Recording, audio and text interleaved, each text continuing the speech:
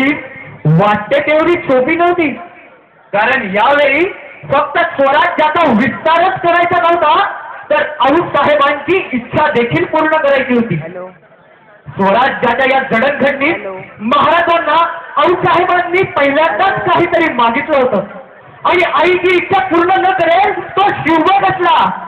आणि मग ही इच्छा पूर्ण करण्यासाठी एक बैठक बोलवण्यात आली.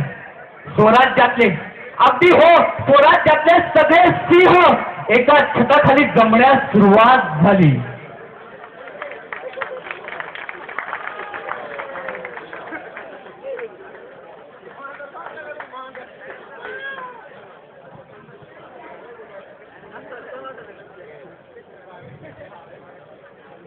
आता ती वेळ आली आहे, आणि हाच तो क्षण जो आपले हिंदवी स्वराज्याचे स्वप्न पूर्णत्वास देऊ शकतो. पण त्यामध्ये एक अडचण आहे जी आम्हाला चालत आहे. क्षमा असावी महाराज, पण काय अडचण आहे? असे काय चालत आहे आपल्याला? कोंढाण्यामधील उदयभान राठोड आणि तो मुघलांचा झेंडा. महाराज, तुमचा शब्द खाली पडू देणार नाही. प्राण देऊ, पण कोंढाणा स्वराज्यात आणून तुम्ही फक्त हुकूम करा. थांबा, धीर धरा, जास्त उतावळे होऊ नका. ही मोहीम वाटते तेवढी सोपी नाही, आणि उदयभान हा कच्चा खिलाडी तर नाहीच नाही, तो अतिशय शूर आणि धूर्त आहे. त्यामुळे जे काही करायचे आहे ते विचारपूर्वक. महाराज, तानाजी आणि सूर्याजी मालुसरे आले आहेत. अरे पाठवा त्यांना. तरी आम्हाला हा दरबार सुना सुना का वाटत होता. आमचा ताण्या जो नव्हता इथे.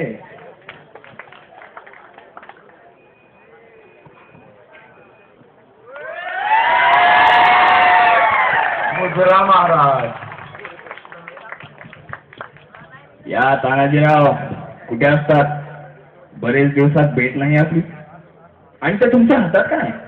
महाराज, पोराचं लगीन काढलं या. पहिला सांगावा तुम्हाला द्याया आलोया. पण महाराज, या वक्ताला तुम्ही इथं, आणि हे सगळं काय झालं महाराज? नवीन मोहीम असतात की काय? तानाजी, कोंढाणा घ्यायचं चालू आहे महाराजांच्या मनात. काय कोंढाणा? ते बी माझ्या आहे ना महाराज.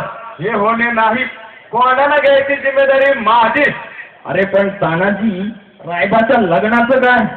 तू आधी हे लग्न होऊ दे, मग याची घुसाल पुढच्या मोहिमेवर. तुझ्याशिवाय का करणार होतो मोहीम आम्ही? नाही महाराज, आता बाकी काय नाही. तुम्ही होय म्हणा की नाही, पण म्या कोंढाणा मोहिमेवर जाणारच महाराज. आधी लगीन कोंढाण्याचं, आणि मग माझ्या कोंढाण्याचं लगीन स्वराज्याची लावल्या बघा. रायबाच्या लग्नाचा इच्छा सुद्धा करणार नाही ना. आणि अखेर ठरलं, माझं स्वराज्याची लगीन तानाजीच्या हात न लावायचं ठरलं. पण मी म्हणजे काय साधा सुद्धा गड नव्हतो. माझा आकार होता कुऱ्हाडीच्या पातीसारखा. चोही बाजूनी खोल खोल दऱ्या. गडाला दरवाजे दोनच, एक उत्तरेच्या बाजूला आणि एक काहीसा अग्नेयाच्या बाजूला. या व्यतिरिक्त इतर कोणतीही वाट गडावर येण्यासाठी नव्हती. इतर कोणत्या बाजूनी येऊ मिळेल तर मानवाला काही शक्य नव्हतं. शक्य होतं तर फक्त यमदूतांनाच. गडाच्या पश्चिमेच्या बाजूला एक कडा होता. त्या कड्याला म्हणत असत द्रोणागिरीचा कडा. अगदी उभा ताठ. आणि या गडावर पहारा होता उदयभान राठोडचा.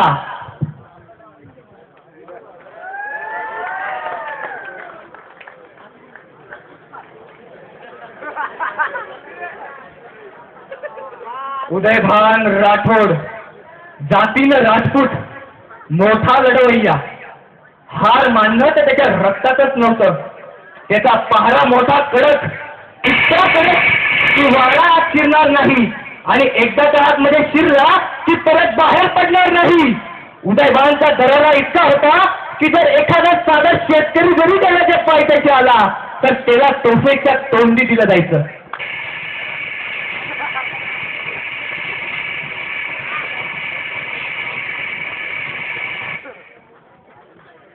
माघ वद्य नवमीची रात्र काळाभर शेला पांघरून उगवली. गडावरचे चौकी पहारे हुशारीनं गस्त घालतच होते. गडाचे दरवाजे चिरबंद बंद होते.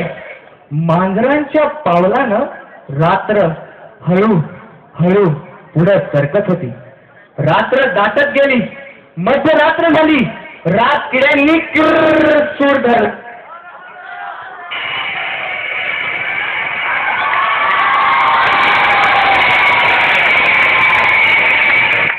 सावळी उमटू न देता कुणीतरी पुढं पुढं सरकत होत.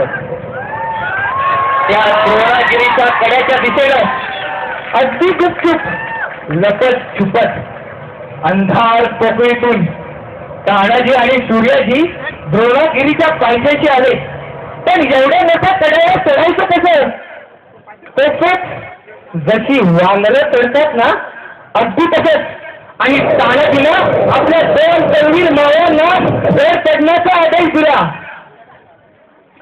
काय रामायण महाभारत चालू असेल त्यांच्या मनात त्यावेळी ते गडावरच्या अमृतेश्वर भैरवाला, कोंडानेश्वर महादेवाला आणि रायगडच्या भवानीला मनाने हात मारून म्हणत असतील, आमच्या देवांनो, आमच्या राजाची हौस पुरवायला आलो आम्ही. आमच्या पाकड्यात यश घाला देवांनो, आमच्या पाकड्यात यश घाला. आणि भवानीनं पहिलं यश दिलं. वर पोहोचलेल्या मावळ्यांना दोरखंड खाली सोडले आणि सगळे मावळे एक एक करून वर चढले.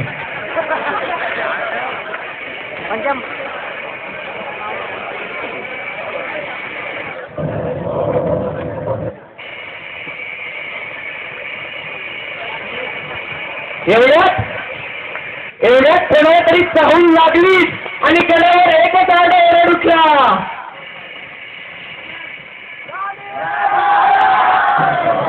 तानाजीनं, सूर्याजीनं आणि मावळ्यांना एकच गर्जना केली, हर हर महादेव, आणि एकदम चौकाकापी करण्यास सुरुवात केली.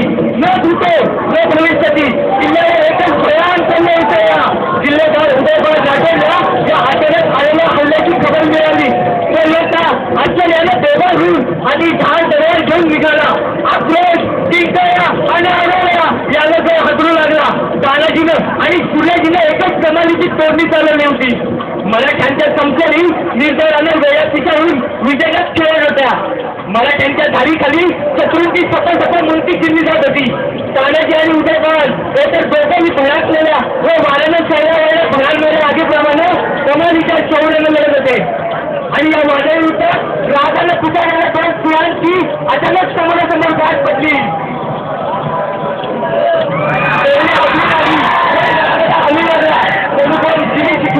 एकमेकांवर चढून कोसळली. तलवार इथे भयंकर धार एकमेकांना चढू लागले. दोघेही जबरदस्त होते. एकाच्या अंगी यमराजाच्या नैराचं बळ होतं, तर एकाच्या अंगी इंद्राच्या ऐरावताचं बळ होतं. एकाला जर घ्यायचा होता तर दुसऱ्याला तो खेळ घ्यायचा नव्हता. दोघंशाहीची आणि शिवशाहीची कोंडाळ्यासाठी अटीतटीची लढत चालू होती. एवढ्यात तानाजीच्या चालू होती. उदयभानचा एक हात कडाडून असा कडाडून पडला की कालचंद तानाजीची घालच पडली. घात झाला तेवढंच निखळलं. आणि आता अपघाती संधीचा फायदा मुघलशाहीचा तो शैतान कसा सोडेल? उदयभानला अवसरच पडलं. तर आपल्या लोखंडावर लोहा कसा गाव घालतो तसा तो गाव घालू लागला.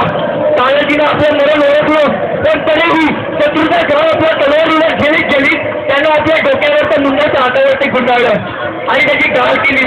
पण कपड्याचं त्या मुंड्याचं किती घाव झेलणार हो, किती घाव झेलणार. पण तरीही तानाजी जिद्दीनं लढत होता आणि डोळ्याचं पाठ लवताना लवतो तो आक्रोश सुटला. तानाजीचा वैद्यासाठी तळाच्या उदयभानवर बसला. पण त्याच क्षणी उदयभानचा एक गाव तानाजीवर बसला आणि दोघेही महाचित्रण एकाच वेळी एकाच क्षणी धर्तीवरती कोसळून पडली. दोघेही ठार झाले. स्वराज्याचा सुभेदार पडला. पण एकाएकी सुभेदार पडल्याची हात मावळत पसरली. सुभेदार पडले. अरे चंद्र महादेवा, आता कसं व्हायचं? आणि धीर कसलेले मावळे आणि त्या वाटेनं परत सुटले. जिंकत आलेला हत्ता सुटला. सूर्याजीला कल्पनाच नव्हती, पण जेव्हा त्याला कळालं सुभेदार पडले सगळा धावून नेला तेव्हा तो आणखी पोहोचवला खरवला उफाळला तर तसा धावला आणि पळणारे मावळे पुढे अंधेसारखे उभा राहिला. अरे तुमचा बाप इथं मरून पडला आणि तुम्ही पळून जाता नामोदासारखे तू तुमच्या तिथे घेऊन तुमचा सरकार पडला म्हणून काय झालं. अरे तुमची आवडच कुणाची तर काय म्हणून तुम्हाला महाराज काय बोल नव्हतील तर दिसून दाखवा आणि सुरेशजीनं कमालच केली. मावळ्यांचं आपण अवसान चढलं एक तानाजी पडला पण शेकडो तानाजी उभं राहिले. मावळ्यांना अवसान चढलं आणि हळूहळू महादेवचा गजंद्रने गट गुंतवून गेला. सूर्याजीनं शिवशाहीचा शिरस्थ नाचला. पुढे पडला तरी पडायचं नाही लढायचं. लढायला आलं तर एका मोर्चासाठी नाही देवासाठी धर्मासाठी राष्ट्रासाठी प्रजासाठी स्वराज्यासाठी. नव्या प्रमाणे आलेला हा हल्ला राजपूत करू शकले नाही आणि काही वेळात किल्ला काबू झाला. कोंडाण्यावर बघा फळकला पण सगळा आनंद दुधात चालला. दुःखानं ऊर फाटला सूर्याजीचा. त्याचा राम लढता लढता मरण पावला. सूर्याजीचा दादा पडला हो दादा पडला. पण सूर्याजीनं दुःख आवरलं आणि राजांकडे जायची तयारी केली.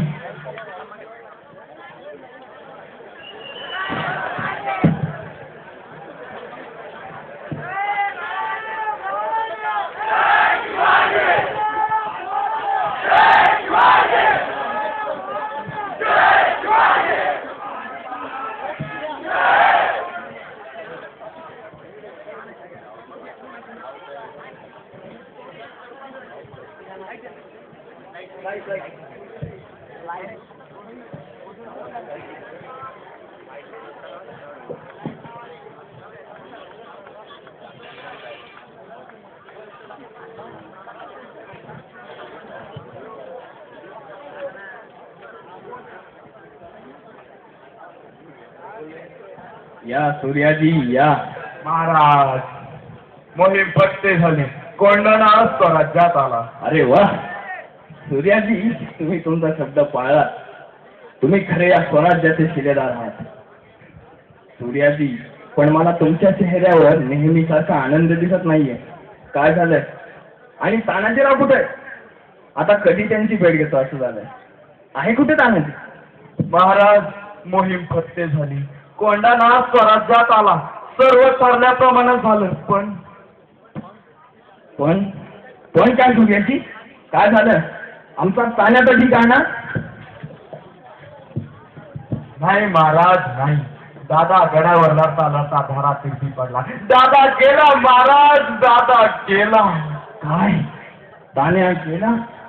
आमचा तान्या गेला? ज्या तानाजी सोबत आम्ही या हिंदवी स्वराज्याचं स्वप्न पाहिलं तो तानाजी आमची साथ सोडून गेला. जगदम जगदम.